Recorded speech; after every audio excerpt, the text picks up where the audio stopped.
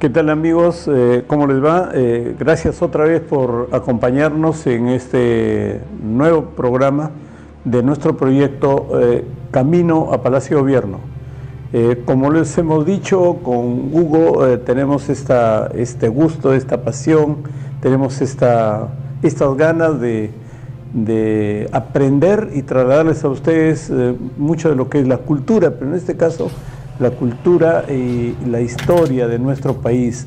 Hemos conversado con él para narrar todo lo que fue los caminos que siguieron cada ciudadano para llegar a Palacio de Gobierno, desde San Martín hasta nuestro presidente actual. Y seguramente las fechas o algunas informaciones no son tan precisas. Nuestro interés es pasarle una información genérica y además dejarles como tarea también para que revisen y puedan leer y verificar. Lo he dicho reiteradamente, creo que en cuanto a números y fechas, la historia del Perú puede ir modificándose mucho, porque cada historiador te cuenta temas diferentes, así que además de trasladarle la parte informática, la cultura y nuestro pensamiento respecto a qué hicieron la persona para llegar a Palacio de Gobierno, la tarea es que revisen la información para poder tener fechas más ciertas. Así que Hugo, tú nos dirás ahora qué tema vamos a tratar y en qué momento vamos a contarle a nuestros seguidores todo este camino a Palacio de Gobierno. ¿Cómo estás, Virgilio? Y cómo está toda la gente ahí que nos está viendo. Un saludo para todos. Así es, vamos a comenzar a hablar primero de lo que hemos dejado en el último capítulo de nuestro programa. Hemos llegado hasta la Confederación, pero vamos a tocar este tema para refrescar un poco más cómo fue la Confederación en sí, esta Confederación de Perú con Bolivia. Luego de esto vamos a hablar del gobierno de Gamarra, de Agustín Gamarra, este caudillo muy popular en Cusco, en el Perú, porque es cusqueño, y de ahí cómo él murió y cómo dejó al Perú en una anarquía. Esto lo vamos a ver ahora mismo.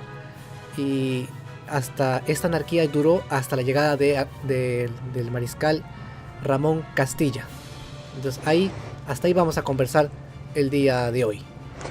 Tal vez Hugo, hay que precisar que hasta este periodo de Ramón Castilla, militares y casi todos ellos son los que participaron en las batallas tanto de Junín el 6 de agosto y la de Ayacucho el 9 de diciembre. Y algunos de ellos inclusive en su momento estaban en el bando realista y luego se pasaron al bando patriótico. Y para hablar de términos políticos, cómo es que la vida política te va acomodando de acuerdo a las aspiraciones. Y digo aspiraciones porque estos presidentes militares llegaron a Palacio de Gobierno porque ellos mismos decían que tienen el derecho de ser presidentes porque lucharon por nuestra independencia. Muchos de estos militares que estamos hablando estuvieron presentes en esta batalla de Junín y Ayacucho y se peleaban entre ellos y discutían entre ellos y organizaban sus ejércitos por un lado militares, pero también se complementaban con ejércitos de los montoneros, de la población, o sea, hacían sus círculos de propios ejércitos para llegar a Palacio de Gobierno, y su justificación era que ellos fueron nuestros libertadores. Claro, ellos como eran casi todos militares, solo había unos cuantos abogados, vamos a hablar de un par de abogados nada más han gobernado el Perú en esa época, casi todos militares, y en esa época el que tenía el poder se adjudicaba el derecho además porque había peleado en la independencia, casi todos pelearon en la independencia, entonces tenían como que sentían que merecían ser presidentes y muchos de ellos quisieron llegar al poder a como de lugar, como es el caso de Manuel de Vivanco, un caudillo también, ¿no? Que vamos a hablar ahora también, del señor Manuel Ignacio de Vivanco, enemigo de Gamarra, y de Castilla también, de Castilla. Así es, podemos iniciar entonces hablando de la Confederación de Perú y Bolivia, que es una unión que se hizo con el auspicio de Santa Cruz y Orbegoso, Luis José de Orbegoso, un militar, y Santa Cruz, otro militar de Bolivia, de La Paz, paceño, que se unieron a espaldas de Gamarra y Salaverry, que eran los otros dos caudillos que se oponían a esta confederación y que, bueno, lucharon, y Salaverry fue capturado, lo mataron, lo fusilaron, y así nació esta confederación. Para muchos, había muchos peruanos que no les gustaba esto, y había otros que sí querían esto, pero los que no querían esto resultaron vencedores al final con la ayuda del gobierno de Chile, ¿no? Es una cosa bastante curiosa lo que ocurrió. Esto estamos hablando de años 1836 a 1839. Durante toda esa época ocurrió una confederación en Perú-Bolivia, donde fue gobernada por Santa Cruz, Andrés de Santa Cruz, y también gobernada es que el Perú estaba dividido en tres partes: el estado norperuano, sudperuano y el estado boliviano. Orbegoso gobernó el norte, Ramón Herrera, un militar también, gobernó el sur, y Santa Cruz gobernó Bolivia y todo. Santa Cruz era como el protector de la confederación. Así ahí yo quisiera sí, mi interpretación política, porque dice que en la política lo más seguro es la traición, y en la política lo más conveniente es la hipocresía. Y ya que estamos hablando de esta alianza, alianza Perú-Bolivia, tú recordarás, Hugo, que cómo fue todo el proceso. El presidente Orbegoso era muy amigo de Salaverry. El presidente Gamarra era amigo de Santa Cruz.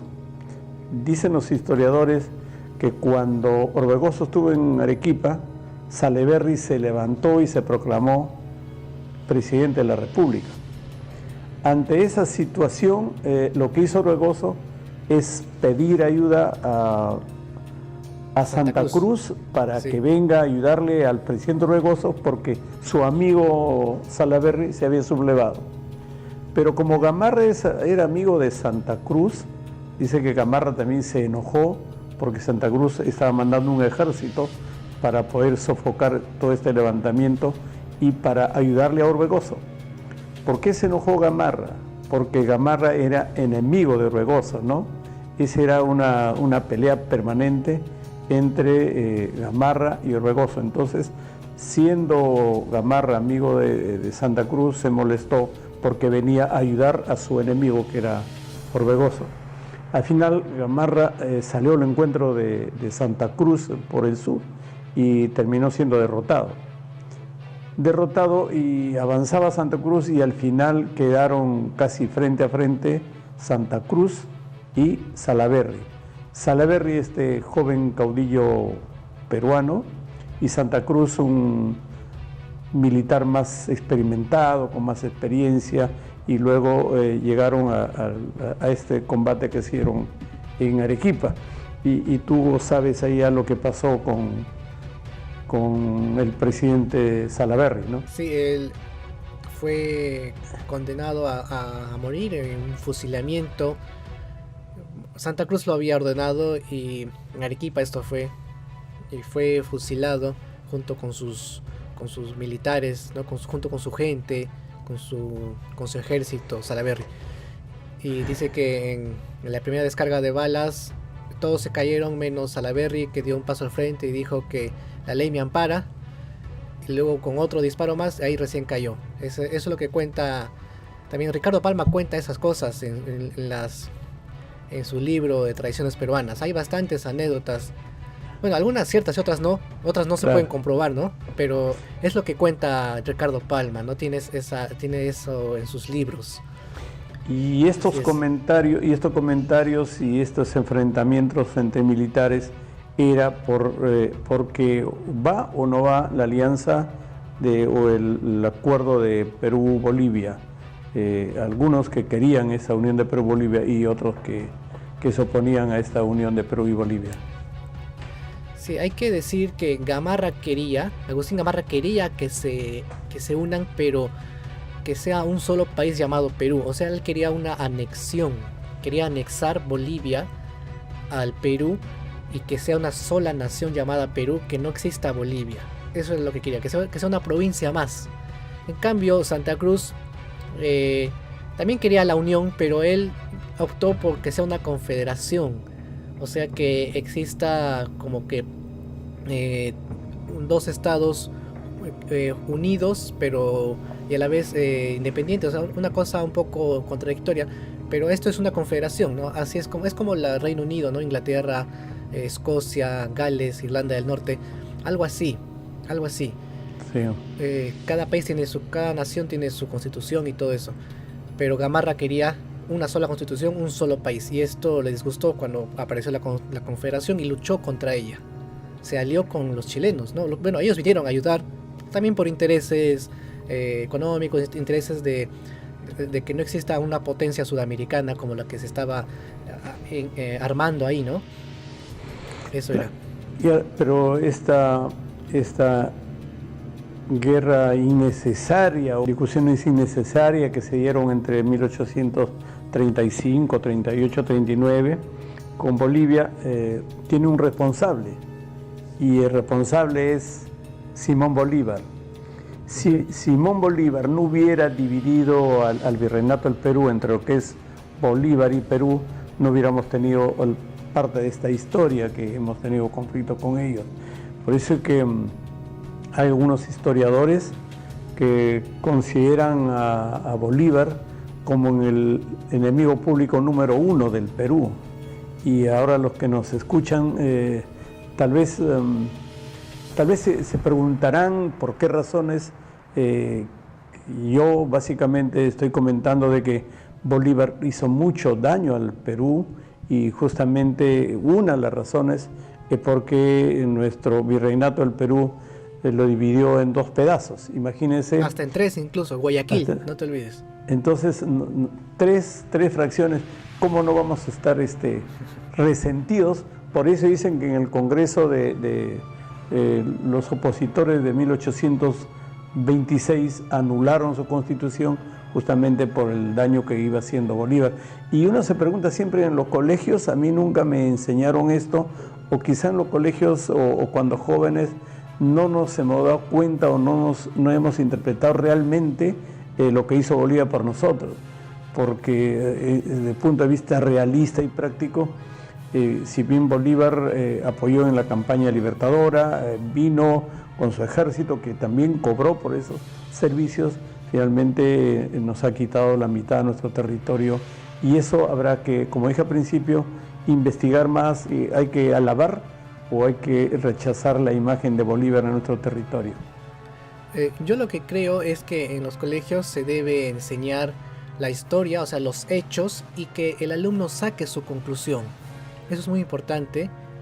Eso es lo que yo pienso, ¿no? Que el alumno saque su conclusión. Claro. Y bueno, eso es lo que importa bastante.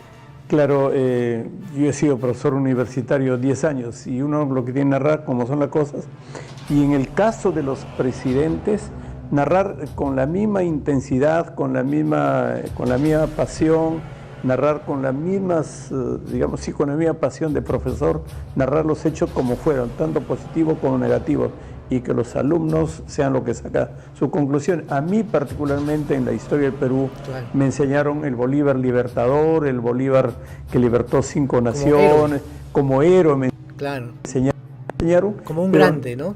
Como un grande, pero no me enseñaron de que Bolívar permitió el fraccionamiento del Perú en 2 territorios. Entonces hay una responsabilidad para nuestros jóvenes, de tal manera que puedan investigar más y averiguar más para que realmente uno pueda conocer cuál fue la verdad de los hechos, ¿no?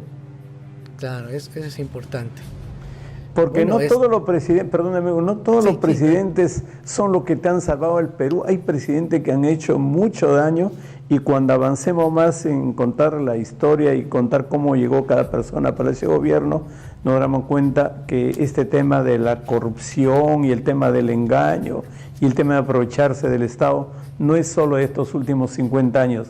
Desde la época de la independencia, los presidentes siempre han estado relacionados con actos corruptos, y tú que conoces más de historia que yo, tendrás ganas de contarle a todos los peruanos todos los presidentes que nos han traicionado, ¿no? Sí, siempre ha habido muchos intereses de por medio, incluso de otros países que también han querido aprovecharse del Perú. Países que tal vez han tenido un poco, voy a decir la palabra envidia, al ver cómo el Perú se unía con Bolivia. Y esto es el caso de Chile, ¿no? Que vio esto y dijo, vamos a luchar contra esto, contra esta confederación, vamos a atacarla. Así que vinieron. Yo no sé cómo el presidente Gamarra permitió la entrada de tropas chilenas, pero la cosa es que lucharon juntos. Chile con los restauradores peruanos lucharon contra la Confederación de Santa Cruz y sus amigos que son Orbegoso, todos ellos, ¿no? Y al final, después de varias batallas, cae la Confederación con la batalla de Yungay en Ancash.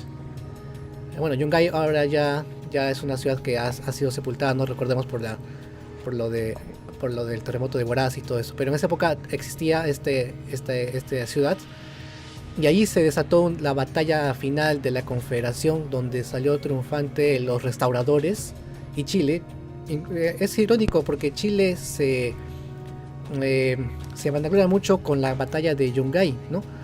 En Chile hay hasta un himno de la batalla de Yungay, y es como su máximo triunfo, incluso más que la guerra del Pacífico.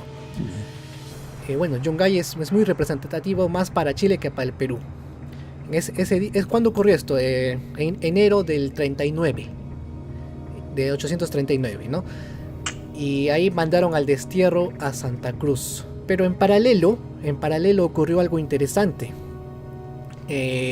A fines del 38, o sea, un año antes, Agustín Gamarra reúne a un cabildo abierto en Lima. Un cabildo es como una unión de personas importantes de las élites limeñas, ¿no? Las han reunido y ellos han elegido a Agustín Gamarra como presidente durante la guerra contra la Confederación. Es así que cuando Santa Cruz es derrotado en Yungay y mandado al exilio, queda en el poder absoluto Agustín Gamarra. Y en mayo del 39 llama a un congreso en Huancayo. Ojo, en Huancayo no fue en Lima, porque estaban las tropas ahí chilenas. Y ahí proclamó su propia constitución, ¿no? Así es, la constitución de Gamarra. Muy conservadora, La constitución del 39, promulgada por Gamarra, pero ahí esa constitución fue hecha casi como para oponerse a la Confederación Perú-Boliviana. Exactamente, sí, lo hizo.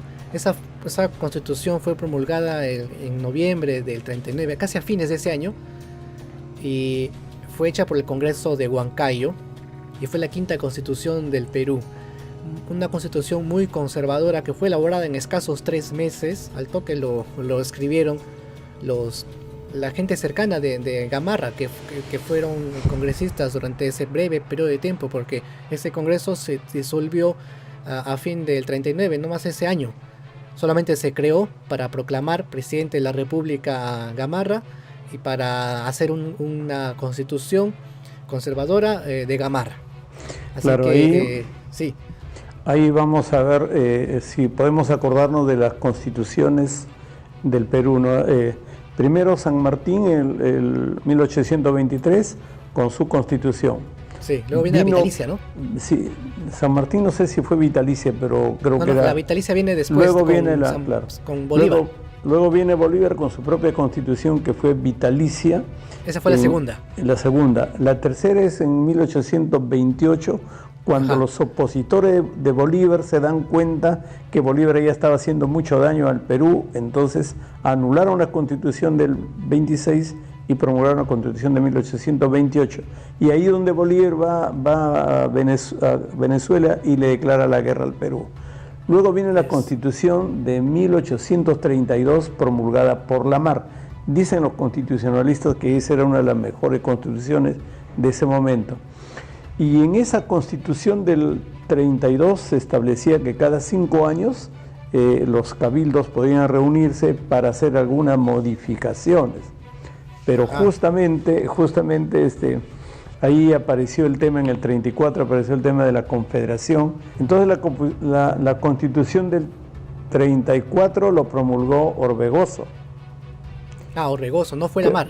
No, Orbegoso. Orbegoso. No, Ya, Lamar fue del 28. Del 28, claro, tienes razón. Del 34 Orbegoso fue el Orbegoso. 34 y Gamarra el de 39. Y esta del 39 estaría vigente hasta 1855. 56, sí. Cuando ya... 56. Claro. 56. Entonces vamos repitiendo las constituciones para no dejar nada claro. La 1823, San Martín. 1826, de Bolívar. 1828, de Lamar. 1834, de Orbegoso. 1839, la de Gamarra. Y la de 1856 ya viene la constitución que lo promulgó Ramón Castilla.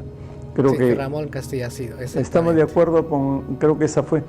Y narramos el tema de las constituciones porque paralelamente a las guerras militares o guerras civiles entre los presidentes, siempre se acomodaban con la constitución, ¿no? O sea, los presidentes de los congresos, los congresistas siempre se adecuaban al ejecutivo, o sea, siempre ha habido ese acuerdo entre ejecutivo y constituciones para entablar cada poder ejecutivo. O sea, un militar se levantaba en armas o se peleaba con otro militar, pero luego el Congreso terminaba dando la razón o adecuando esa situación violenta a la Constitución vigente. Siempre ha surgido eso.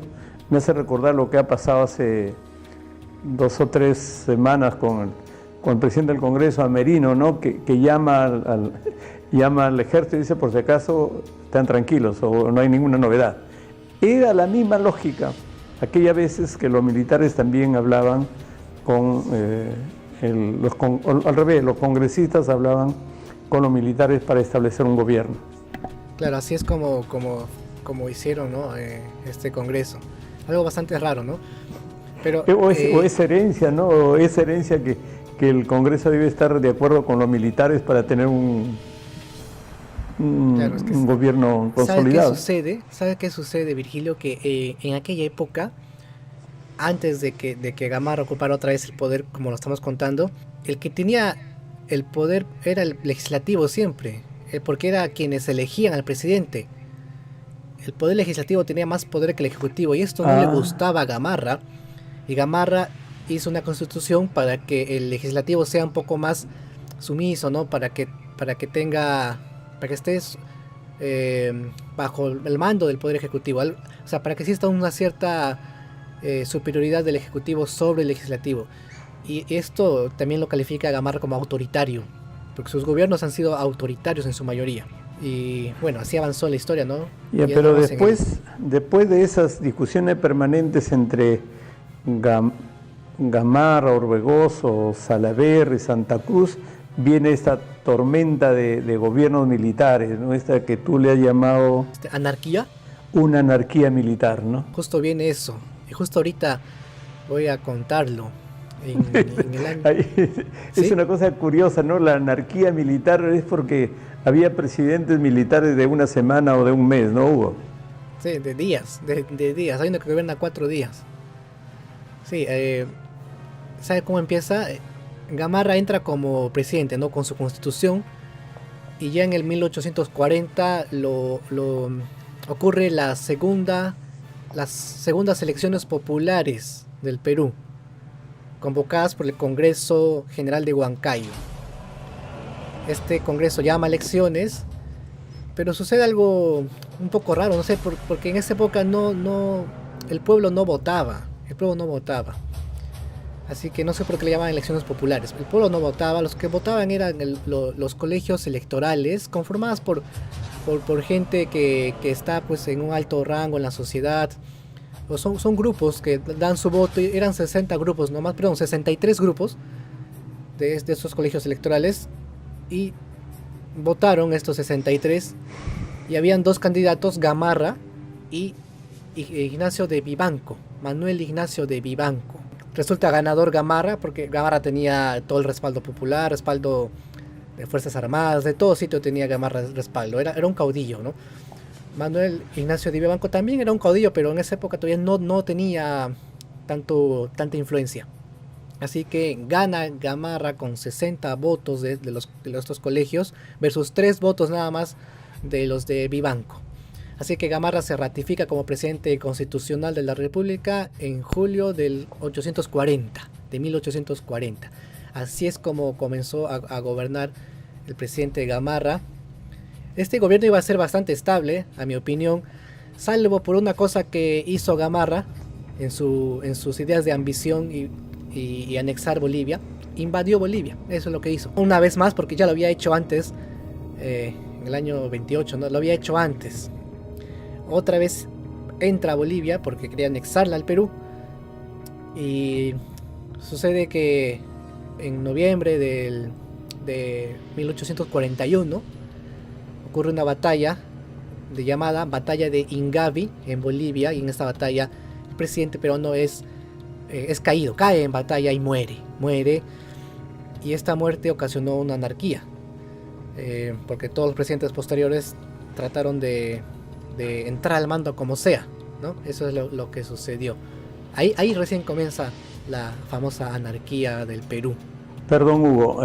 Entonces, Sí, en 1841 muere Gamarra en esa guerra que tenía con Bolivia, pero previo a ese fallecimiento de Gamarra, él había designado ya otro presidente por encargo, ¿no? Cada vez que se enfermaba ponía un presidente, cada vez que iba a una batalla dejaba un presidente. Y ya prácticamente él fue creando toda esta anarquía que tú lo mencionas, lo fue creando el mismo Gamarra, porque mientras Gamarra salía a sofocar algunos levantamientos militares, dejaba encargado a alguien como presidente. Y creo que 3 o 4 veces dejó a sus vicepresidentes, y entre los mismos presidentes que dejaba Gamarra también se creaban conflictos. Entonces, si tenemos que hablar de política, yo creo que el mismo Gamarra fue creando la anarquía militar. Cada vez que él salía iba dejando a sus vicepresidentes encargados, que en ese momento no eran vicepresidentes como ahora, sino eran los jefes de las... Eran como los delegados del gobierno. Los delegados del gobierno, exactamente, ¿no? Entonces, ya con la muerte de Gamarra, por supuesto que la anarquía y la crisis entre militares se ha agravado.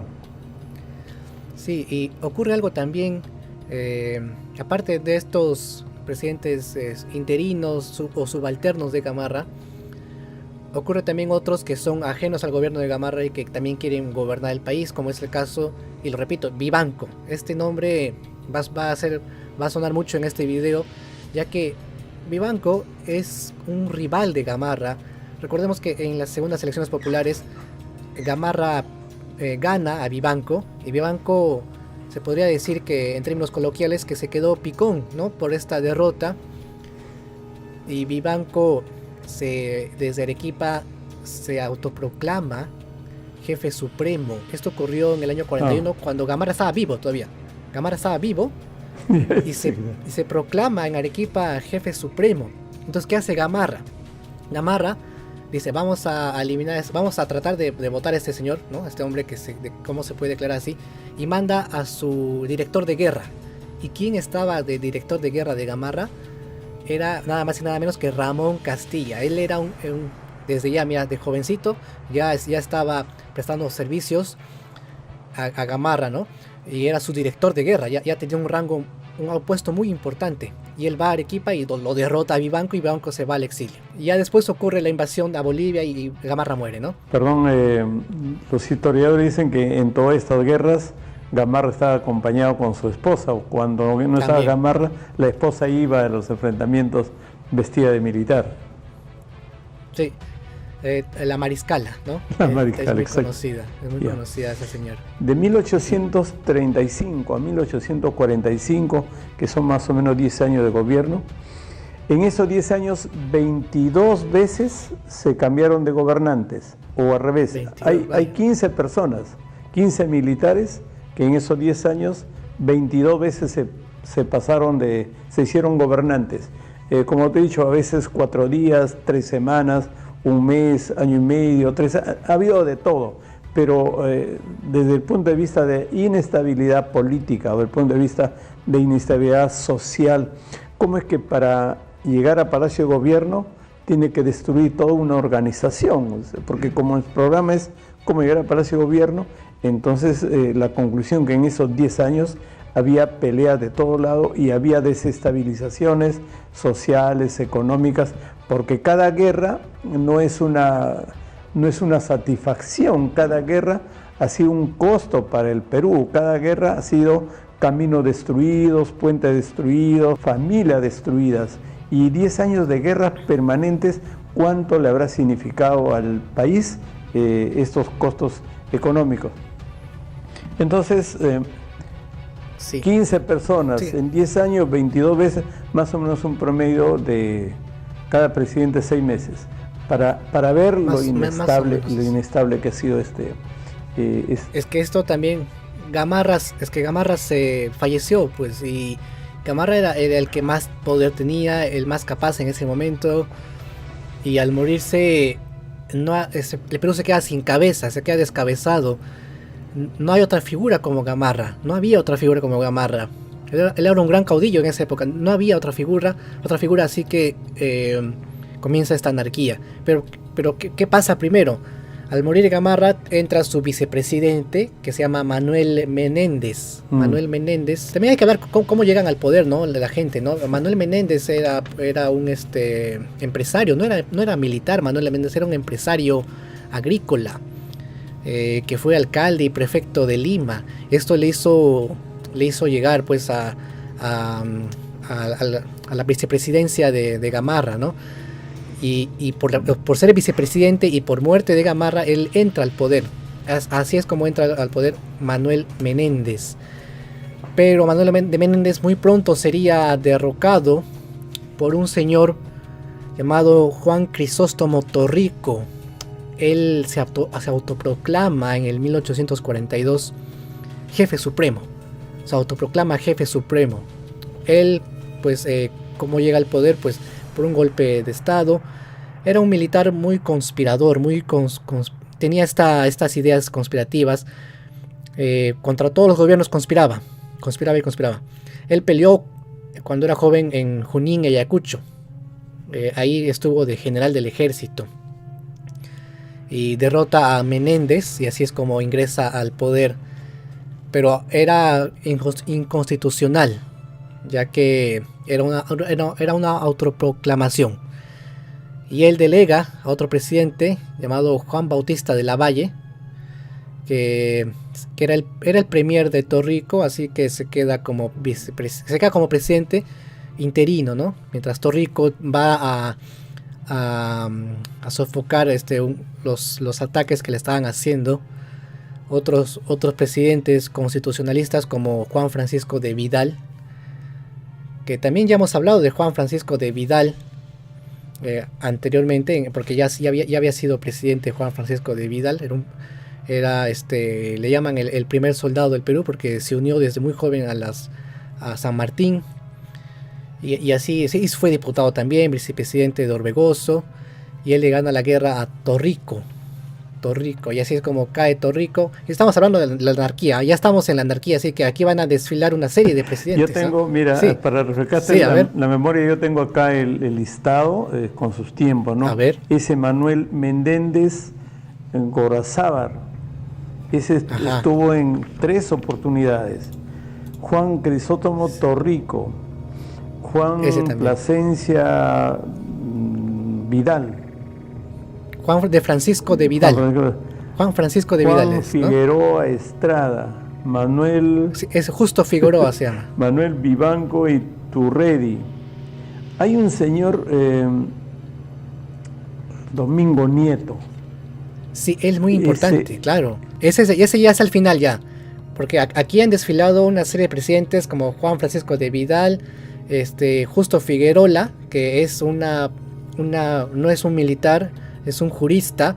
Y es bueno hablar de Justo Figueroa, de este señor Justo Figueroa, que fue un interino de Vidal, ya que él no ha sido un militar, ha sido magistrado, jurista, y él es el único peruano, creo yo que hasta la fecha, el único peruano que ha presidido los 3 poderes en algún momento. Él ha sido presidente de la Corte Suprema de Justicia, que es el poder judicial, ha sido presidente del legislativo también, y ha sido presidente interino, o sea, ha ejercido el cargo de jefe de Estado durante efímeros días, 4 días para ser exactos, 4 días, porque de inmediato vino Aramburu y lo derrota. Aramburu, ¿quién es? Es un vivanquista que vino en nombre de Vivanco y estuvo como interino de Vivanco hasta que llegue él. Es muy importante mencionar a Manuel Ignacio de Vivanco. Lo repito siempre, Vivanco y Gamarra están ahí, están en esta historia. Gamarra ya falleció, ahora Vivanco cree que puede gobernar, y él por pura ambición, Ignacio de Vivanco, Manuel Ignacio de Vivanco, otra vez se revela desde Arequipa y manda a Lima a Aramburu, que se llama Eleuterio Aramburu, un militar que gobierna unos cuantos días, 3 días, ¿no? 3 días para ser exactos. Luego ponen a José Rufino Echenique, otro interino de Vivanco, que está unos 6 días nada más. Y luego viene Juan Antonio Peset, vivanquista también, que está ya él está un mes más o menos, no, poco menos, 15 días. Y ya recién llega a Lima Vivanco y toma Palacio de Gobierno y se queda ahí. Hasta que aparece Domingo Nieto, de la mano de Ramón Castilla, como hombres constitucionalistas, y ellos toman se proclaman, ¿no? Perdón, Nieto y Ramón Castilla en Moquegua, era una dupla que de ahí le hacían la guerra a Vivanco. O sea, creo que esos lograron derrotar a Vivanco y por alguna razón se habrán puesto de acuerdo entre Ramón Castilla y Nieto para que el presidente sea Nieto, pero sí leí que era una dupla que empezaban a hacer la vida imposible a Vivanco. Y después de Vivanco viene un señor Elías, que también es un agricultor iqueño. Él vio un poco la historia de Elías, fue agricultor. Elías Carbajo. ¿No? Elías Carbajo. El señor Elías fue uno de los primeros que empezó a tratar el tema del guano. Seguramente, como era agricultor, empezó a tratar el tema del guano, y por otro lado es el que empezaba a comprar los bonos del endeudamiento que el Perú tenía internamente, porque no nos olvidemos que para las dos independencias, para San Martín y Bolívar, el Perú tenía que endeudarse para ir a la guerra, y había dos fuentes de endeudamiento: o prestaban dinero, por ejemplo, creo que Ribagüero prestó dinero de Inglaterra, pero los otros gobiernos prestaban dinero internamente a nosotros. Con ayuda del guano, pues, guano. Fue eso. Entonces este presidente Elías fue el primer presidente que empezó a negociar el tema del guano. No sé si habrá habido corrupción o no, pero él es el primero que empezó a tener el tema del... Acá está la lista de todos los presidentes. Hay que tener en cuenta que el señor que mencionas, Domingo Elías Carbajo, llega al poder porque era político y entró como senador primero al Perú. Bueno, pero él ha sido ya posteriormente senador, ¿no? Primero ha sido jefe supremo, luego ha sido diputado y senador, pero él es un vivanquista. Él es de los interinos de Vivanco. ¿Cómo llega al poder? Es que recordemos que estaba Vivanco ya en Palacio de Gobierno como jefe supremo autoproclamado, totalmente inconstitucional su gobierno, pero estaba ahí de facto, ¿no? Pero estamos hablando del año 1843. En septiembre, más o menos, Domingo Nieto, de la mano de Castilla, forman una junta de gobierno y tratan de recuperar la Constitución. O sea, tratan de, como ellos siempre apegados a la Constitución, tratan de apegarse a esta, y forman una junta de gobierno en el sur del Perú, donde lo preside Domingo Nieto. Entonces, ante esto Vivanco tiene que luchar, Vivanco tiene que mandar a sus tropas para quitar a Domingo Nieto y Castilla del poder. Entonces Vivanco sale de Lima Vivanco, y a quien deja justamente al señor Domingo Elías Carbajo, al que estabas mencionando, este agricultor, ahí lo deja en gobierno. Y sucede una cosa interesante. Mira, a inicios del 44, ya estamos en el 44 este año 44, allí fallece Domingo Nieto, repentinamente en febrero de 844.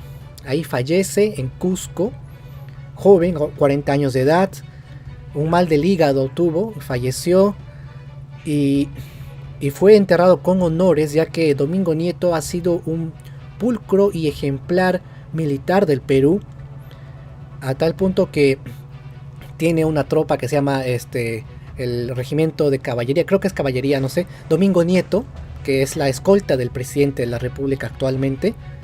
Creo que también fue Usras de Junín, ¿no? Pero Domingo Nieto es actualmente la escolta, el nombre de la escolta del presidente de la República. Domingo Nieto ha sido, sí, sígueme contando. En todas estas biografías hay también historias que está por verificar. Si es cierto lo que tú dices, porque lo leí de que Domingo Nieto murió producto de una enfermedad del hígado, pero por ahí algunos comentarios dice que fue envenenado. Es un indicio eso. Hay una historia que fue envenenado, no sabemos si será cierto. Y para contar un poco más de la historia de nuestra vida de presidentes, no sé si fue Vivanco o algún otro presidente, producto de tantas discusiones internas. Dice que uno de estos presidentes, hay que verificar si fue Vivanco u otro presidente, que la población pues se levantaba producto de estos cambios hasta que uno de esos días fue una turba de limeños a la casa de un presidente a reclamarle por haber tomado el poder. Entonces el presidente, para no ser problema, dice que le dio la banda presidencial a su hija y le dijo, toma, bota la banda presidencial, arrójalo por el balcón, y ahí terminó su presidencia, ¿no?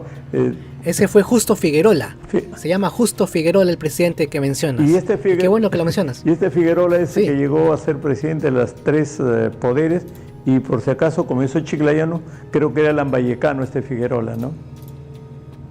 Sí, justamente él es el que hace eso de la arrojar la banda, y tienes razón, es lambayecano. Exactamente. Lambayecano, exactamente. Oye, Hugo, yo he tenido que leer mucha la historia de estos presidentes para poder conversar contigo, pero interesantísimo, porque además hay otro presidente que tú debes acordarte, que tiene anécdota bien interesante, ¿no? Llegó a Palacio de Gobierno y entonces, para toda la gente que él podía recibirlo, mandó a hacer su tarjeta de plata. Entonces, solo con una tarjeta... Vivanco, él hacía esas cosas. Entonces, mira, si tú quieres visitarme al Palacio de Gobierno, toma mi tarjeta, pero una tarjeta de plata. Entonces era muy poco lo que tenían su tarjeta de plata para entrar al Palacio de Gobierno, ¿no? Eso sí, Vivanco, eso llamaban las vivancadas, porque Vivanco hacía eso. Yeah. Y también hacía una cosa... Como las frejoladas que hacían los de Odebrecht. Sí, Vivanco ha sido muy, muy ocurrente en eso. Hacía un caudillo, claro que sí, pero también ha tenido esas cosas como, por ejemplo, hacer que los soldados le rindan lealtad suprema, como si él fuera una personalidad de muy alto honor al quien hay que rendir honores, como si fuera una persona muy, muy honorable. Sí, esos aires tenía Manuel Ignacio de Vivanco, y la tarjeta de plata es también una de esas cosas, una experiencia de esas cosas. Y bueno, Vivanco estuvo gobernando así, puso a Domingo Elías Carbajo, como te mencioné, por ahí se muere Domingo Nieto, y es derrotado Vivanco. Vivanco es derrotado en la batalla de Carmen Alto, lo derrota Castilla lo derrota a Vivanco, de ahí nace pues la enemistad entre Vivanco y Castilla, hay otra enemistad ahí, y Vivanco deja de gobernar, pero en Lima se queda Domingo Elías Carbajo, su interino, su propio vivanquista, se queda en Lima y se autoproclama presidente, pero Castilla hace honor a su poder y se queda, y él se queda con el gobierno y pone a sus interinos preconstitucionales como Justo Figuerola, que otra vez vuelve a gobernar, y también Manuel Menéndez vuelve. Hay que mencionar que Justo Figuerola y Manuel Menéndez vuelven a gobernar como provisorios constitucionales transitorios que van a precedir las terceras elecciones populares del Perú. O sea, estamos entrando al año 1845. En 1845, ahí se hacen las terceras elecciones del Perú y ya sabes quién gana ahí. Y Ahí, sí. Ahí dejamos este programa, ¿no? Sí, ahí lo dejamos porque ahí, o decimos quién ganó. Sí, claro, dilo tú porque tú tienes más información. Ganó Ramón Castilla. 20 de abril 1845, las terceras elecciones populares del Perú, y con Castilla comienza la gran tranquilidad de nuestra patria, la gran estabilidad política. Ahí se acaba la anarquía, por fin se acaba. Mira cuántos han desfilado, mira cuántos presidentes han desfilado. Aramburú, Echenique, Vivanco, Nieto, Castilla también estaba ahí, ¿no? Justo Figuerola, Manuel Menéndez. Elías. No, casi 15. Elías, Domingo Elías Nieto, Domingo Elías Carbajo, también, no se llama Domingo Elías, ¿no? Se llama Domingo Nieto nomás, Domingo Nieto, me estoy equivocando. Domingo Nieto, el otro es Domingo Elías Carbajo, así es. Y así, eran casi 15, más o menos 15 gobernantes que ha tenido, unos autoproclamados, otros autoproclamados en paralelo, interinos de los autoproclamados en paralelo. Mira que era todo un enredo, pero Castilla llegó y puso fin a esta anarquía, ganando las elecciones populares de 1845. Y ahí inicia un periodo también llamado la Era del Guano, que ya lo contaremos en la siguiente edición de nuestro programa, ¿no? Sí, acá dejamos esta parte de nuestra historia con presidentes militares que no sabemos si estuvieron preparados o no preparados para ser gobernantes de nuestro país. Lo que sí sabemos que ellos decían abiertamente que tenían el derecho de ser presidente porque lucharon en la batalla de Junín y Ayacucho, que lucharon por la independencia, porque muchos de ellos que empezaron desde la firma del acta de la independencia con San Martín, ¿no? Hay muchos de ellos que han estado junto con los dos militares. Casi todos han estado tanto con San Martín, con Bolívar, y luego se han peleado por llegar a la presidencia de la República. Y concluimos ahora con este programa el tema de Hugo, ayúdame con ese nombre que me es difícil, del militarismo el primer militarismo del Perú. Primer militarismo, pero tú tienes un nombre ¿Anarquía? ¿Cuál? Anarquía militar. La anarquía militar. Sí, para mí es difícil la anarquía, Hugo, porque hay dos conceptos importantes. La anarquía militar que termina cuando ingresas Ramón Castilla. Entonces voy a leer todos los presidentes que forman parte de esta anarquía militar en el primer militarismo del gobierno peruano. Pedro Pablo Bermúdez, del 4 de enero al 28 de enero de 1834. Manuel José Salazar Iba Quijano estuvo en 3 oportunidades, del 30 de marzo al 6 de junio de 1834. La segunda oportunidad fue del 10 de noviembre del 34 al 22 de febrero de 1835. Y hay una tercera oportunidad, fue solo por un día, el 30 de marzo de 1835. El tercer presidente, Juan Bautista de Lavalle, estuvo solo 77 días, del 10 de septiembre del 35 al 27 de diciembre del 35. Pío Tristán Moscoso, en la época de Salaverry, fue presidente por 3 meses, del 24 de enero al 1 de abril de 1837. Manuel Méndez Gorazábal, en 2 oportunidades estuvo solo por un día, el 28 de agosto de 1840 y el 10 de agosto de 1843, pero además fue presidente en otras 2 oportunidades, del 14 de julio de 1841 al 16 de agosto de 1842, luego del 7 de octubre de 1834 al 20 de abril de 1835. El siguiente presidente, Juan Crisóstomo Torrico, fue presidente del 16 de agosto al 17 de octubre de 1842. El siguiente presidente, Juan Francisco de Vidal, fue presidente del 28 de julio de 1842 al 15 de marzo de 1843. La anécdota de este presidente es que debido a tantas turbas que existían en esa época por la toma del poder, uno de los líderes de una banda que le llaman el Negro León Escobar entró a Palacio de Gobierno y durante una hora se sentó a Palacio y fue presidente de la República por una hora. Bueno, luego terminó siendo fusilado. El siguiente presidente, Fausto Modesto Figueroa Estrada, lo que ha hablado Hugo, este señor dice que fue presidente de los tres poderes del Estado: presidente de la República, presidente del Congreso de la República y poder de la Corte Suprema. Gobernó como presidente del Perú del 16 de marzo al 19 de marzo de 1843, solo 3 días.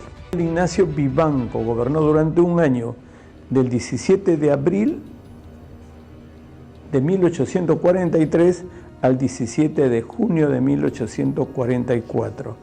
Domingo Nieto gobernó solo 5 meses, del 3 de septiembre de 1843 al 17 de febrero de 1844. Domingo Elías, un compatriota de Ica, gobernó solo 2 meses, del 17 de junio al 10 de agosto de 1844. Finalmente, en esta época de la anarquía militar, tenemos a Justo Meléndez Figueroa, también gobernó 2 meses, del 11 de agosto al 7 de octubre de 1844. Esta es una lista rápida con cargo a revisarlo porque, bueno, lo saqué del informe del Congreso de la República. Y bueno, luego viene el tema de la era falaz, la etapa falaz. Sí, la prosperidad falaz. La prosperidad falaz. Esos son, chicos, y a la gente que le gusta la historia y que nos están escuchando, hay que recordar bien estos términos. El primer militarismo, la anarquía militar, todos estos cambios de presidentes que cada 6 meses se iban cambiando, y luego empieza la estabilidad un poco política con Ramón Castilla, y es la famosa prosperidad falaz. Ahí nos quedamos en esta conversación. Muchas gracias por seguirnos y ojalá, como les he dicho al principio, hay que leer para comprobar esta maravillosa historia de nuestra era republicana. Muchas gracias y hasta pronto. Hasta pronto, amigos, muchas gracias por vernos.